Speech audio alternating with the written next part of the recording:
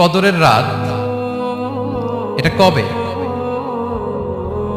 এটা স্পেসিফিক ছিল, মানে সুনির্দিষ্ট ছিল। রাসূল সাল্লাল্লাহু আলাইহি ওয়াসাল্লাম আমাদেরকে জানাতে চেয়েছিলেন কবে, কিন্তু রাসূল সাল্লাল্লাহু আলাইহি ওয়াসাল্লাম জানাতে পারেননি। সহিহ বুখারীতে এসেছে যে রাসূল সাল্লাল্লাহু আলাইহি ওয়াসাল্লাম খারাজান নবী সাল্লাল্লাহু আলাইহি ওয়াসাল্লাম লিয়ুখবিরানা বিলাইলাতিল কদর। উবাদা ইবনে সামিত রাদিয়াল্লাহু তাআলা বলেন, রাসূল সাল্লাল্লাহু আলাইহি ওয়াসাল্লাম আমাদেরকে জানাতে বের হয়েছিলেন যে কবে কদরের রাতটা। ফাতালাহা রাজুলান মিনাল মুসলিমিন, হঠাৎ মুসলমানদের মধ্যে থেকে দুইজন ঝগড়া লাগলো, তর্ক লাগলো আর কি। রাসূল সাল্লাল্লাহু আলাইহি ওয়াসাল্লাম হঠাৎ করে ওই ঝগড়ার দিকে খেয়াল করলেন, ওই দিকে খেয়াল করে ওই তারিখটার কথা তিনি ভুলে গেলেন। ফারুফিআ, রাসূল সাল্লাল্লাহু আলাইহি ওয়াসাল্লাম বললেন আমার হৃদয় থেকে, অন্তঃকরণ থেকে এটাকে উঠিয়ে নেওয়া হবে। এখন আমি মনেই করতে পারছি না এটা কি 23 না 25 না 27 না 29, আমি মনে করতে পারছি না।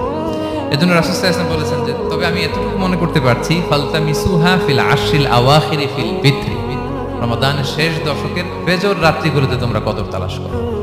বেজর রাতে যদি তোমরা কদর তালাশ করো তাহলে এই কদর